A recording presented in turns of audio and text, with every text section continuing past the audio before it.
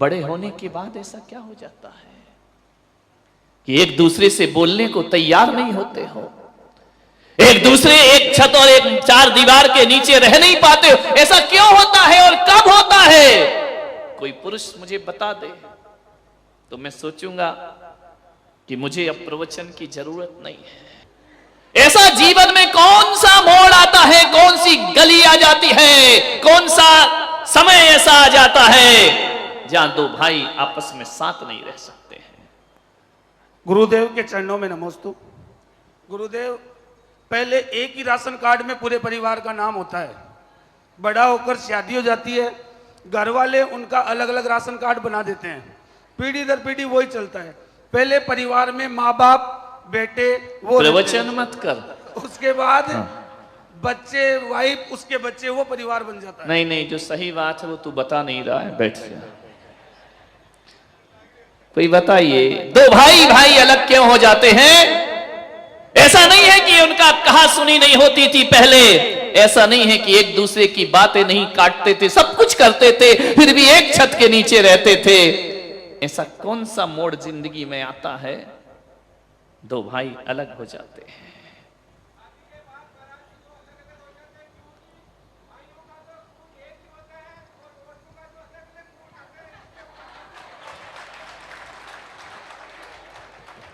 एक शेर ने दिलेरी की है, बाकी तो ये सब मिमिया रहे हैं। ध्यान रखना, ये घर जाके फिर क्लास लगेगी।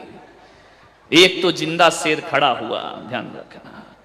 कोई बात नहीं, मेरी सभा में शेर बन जाओ, नहीं तो हालात तो ऐसे। एक आदमी को मैंने देखा, क्यों रे तू ऑफिस में बड़ा शेर बना घूमता है, दुकान में बड़ा शेर बना घूमता है, घर में जाके तुझे क्या हो जाता है? बोले महाराज, शेर तो मैं घर में भी रहता हूं, लेकिन घर में जाता हूं तो दुर्गा जी ऊपर बैठ जाती है, इसलिए मैं भीगी बिल्ली हो जाया करता हूं। एक शेर मिला, ध्यान रखना मान्यवर।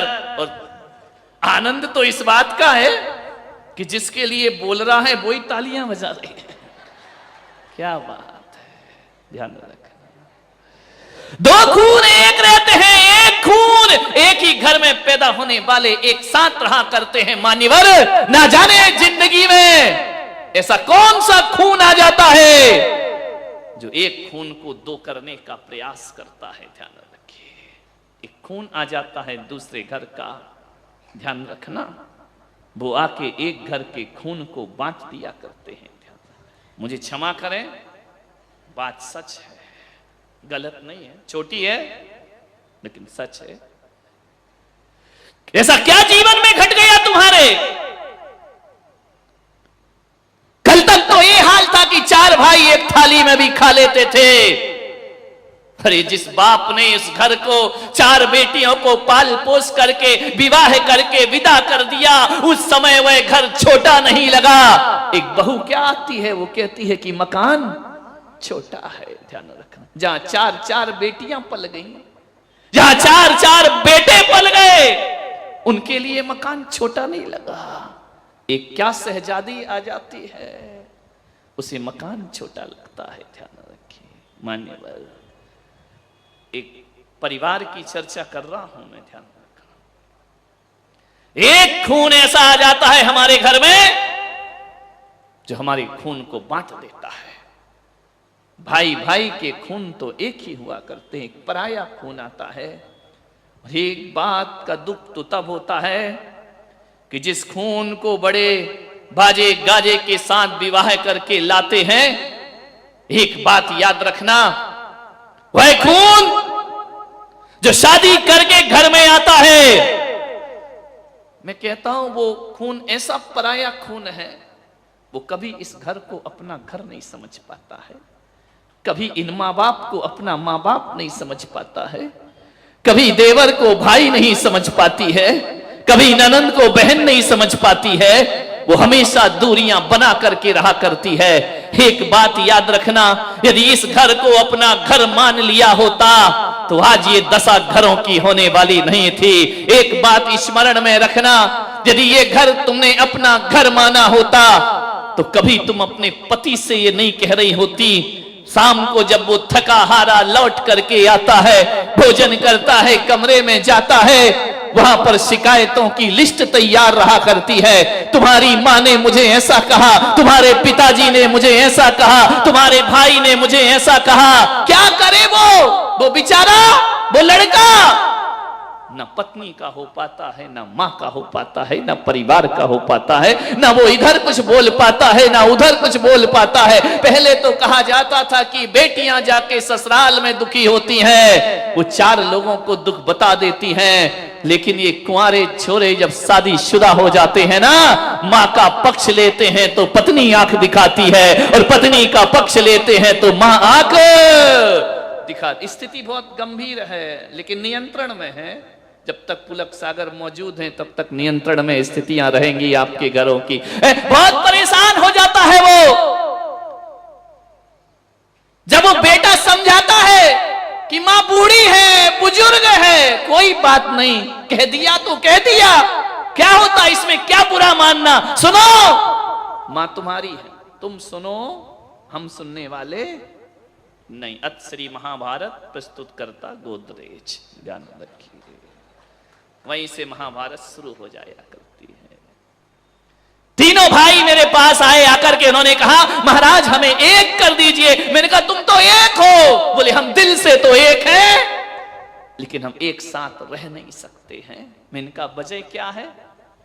बोले हमारी पत्नियों की आपस में बनती नहीं है, देवरानी की जिठानी से नहीं बनती, जिठानी की देवरानी से नहीं बनती है, एक दूसरे के साथ बैठना पसंद नहीं करते हैं, बात करना पसंद नहीं करते हैं, और उसका दुष्परिणाम हम भाइयों के जीवन में दिखा करता है। हमने ऐसे भी लोग देखे हैं सूरत वालों कि एक बड़े पिताजी अपने भतीजे को यदि 100 रुपए भी देते हैं ना, तो पत्नी से छुप छुप के दिया करते हैं। पत्नी को पता नहीं चलना चाहिए।